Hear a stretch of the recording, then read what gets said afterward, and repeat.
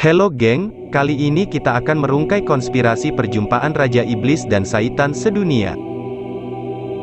Inilah perbualan perancangan mereka. Para iblis dan Saitan pernah mengadakan perjumpaan iblis dan Saitan sedunia dengan diketuai Raja Iblis Laknatullah. Mereka perlu mencari suatu cara yang terbaik karena masa sudah semakin singkat. Di awal ucapannya, Raja Iblis berkata, "Kita tidak dapat menghalang umat Islam daripada mendatangi masjid, kita tidak dapat menghalang mereka dari membaca Al-Quran dan mereka juga tahu akan perkara-perkara yang benar. Malah kita tidak dapat menghalang mereka dari membentuk sebuah perhubungan rapat dengan Allah. Sebaik sahaja mereka dapat menjalin perhubungan rapat tersebut maka pengaruh kita ke atas mereka akan terputus." Kemudian, Raja Iblis menyambung lagi, "Oleh itu biarkanlah mereka ke masjid-masjid mereka. Biarkanlah mereka menikmati hidangan makan malam mereka, tetapi curilah waktu mereka, supaya mereka tidak mempunyai masa untuk membina perhubungan dengan Pencipta. Apa yang aku ingin kamu lakukan ialah," kata Raja Iblis lagi, "lalaikan mereka dari berhubung dengan Tuhan mereka dan supaya mereka tidak dapat mengekalkan perhubungan yang penting itu sepanjang hari." "Bagaimana caranya?" jerit para iblis dan Saitan. Raja Iblis menjawab, "Sibukkan mereka dengan perkara-perkara yang tidak berfaedah dalam kehidupan dan rekalah berbagai-bagai cara untuk memenuhi minda mereka." Sambungnya lagi, "Pengaruhi mereka untuk belanja, belanja dan hutang. Pujuk istri-istri mereka untuk keluar bekerja buat jangka waktu yang panjang dan suami-suami mereka untuk bekerja 6-7 hari seminggu. 10-12 jam sehari, guna untuk membiayai gaya hidup mereka yang kosong itu. Halang mereka dari menghabiskan waktu dengan anak-anak mereka. Apabila keluarga mereka mulai retak, tidak lama nanti, rumah mereka tidak lagi menawarkan ketenangan jiwa dari tekanan kerja.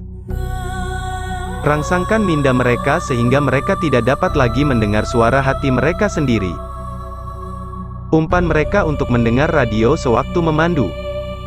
Biarkan TV dan PC mereka sentiasa terpasang di rumah-rumah mereka dan pastikan setiap kedai dan restoran di dunia ini sentiasa memainkan musik yang melalaikan.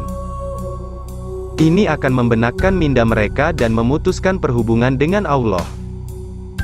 Sibukkan mereka bermain dengan game, Facebook, Twitter, Instagram dan media sosial yang lain. Penuhkan meja-meja mereka dengan majalah dan akhbar.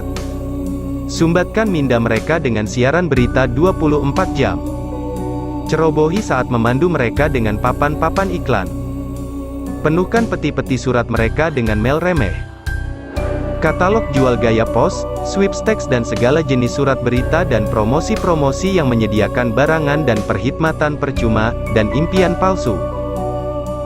Masukkan gambar model-model yang cantik dan ramping di dalam majalah dan TV agar para suami berpendapat bahwa kecantikan luaranlah yang utama dan mereka akan tidak berpuas hati dengan istri-istri. Buatlah agar para istri terlalu letih untuk bersama dengan suami mereka di malam hari. Tambahkan sekali dengan pening kepala, jika mereka tidak bersama seperti yang dikehendaki oleh suami mereka, suami akan meninjau-ninjau di tempat lain. Ini akan memporak-perandakan keluarga mereka dengan pantas. Biarkan mereka berlebih-lebihan meskipun sewaktu berekreasi. Buatlah sehingga mereka terlalu letih selepas berekreasi. Sibukkan mereka sehingga tidak sempat untuk memerhatikan alam semula jadi dan tiada masa memikirkan tentang ciptaan Allah. Sebaliknya hantarlah mereka ke taman-taman hiburan, acara-acara sukan, pementasan, konser, dan panggung wayang. Jadikan mereka sibuk, sorakan para iblis dan Saitan.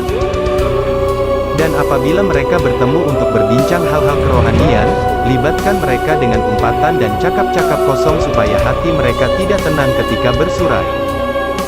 Pasti berhasil, sorak para Laknatullah. Bukan calang-calang perancangan ini.